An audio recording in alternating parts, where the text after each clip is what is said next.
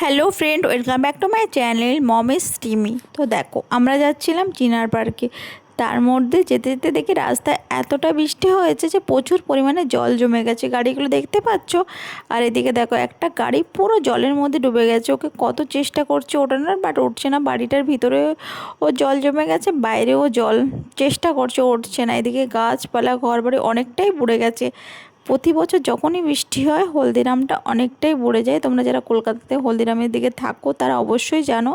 এদিকে দেখো, আমাদের সামনে দিয়ে একটা বাস চলে গেল। আমি বলছিলাম দেখো এদিকে এতটা জল, পরিমাণে জল, তোমার গাড়ি এরকম ডুবে যাবে না তো?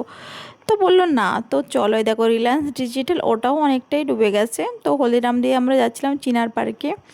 তো চিনার পার্কে যেতে যেতে আমরা বলছিলাম এদিকে এত জল জমে, এত জল জমে, আমি ভাবছিলাম গাড়িটা না আমাদের না জলে জমে মানে আটকে যায়, হয় না একটা। তো না, দেখলাম আমাদের গাড়িটা আটকে যায়নি, ঠিকঠাকভাবে চলছে। আর এদিকে দেখো, আবার চিনার পার্কটা পেরিয়ে আসলাম। তারপরেও দেখলাম জল, এত পরিমাণে জল জমে আছে, রাস্তা প্রচুর জ্যাম, কি বলবো তোমাদেরকে। আর আমার তো জল বৃষ্টি প্রচুর ভালো লাগে, কিন্তু হ্যাঁ, এতটা জল জমে থাকলে ভালো লাগে না, কোথাও যেতেও পারা যায় না। আর রাস্তা প্রচণ্ড জ্যাম ছিল। আমাদের যাওয়ার দরকার ছিল চিনার পার্কে, যেহেতু আমরা নতুন ফ্ল্যাট নেব।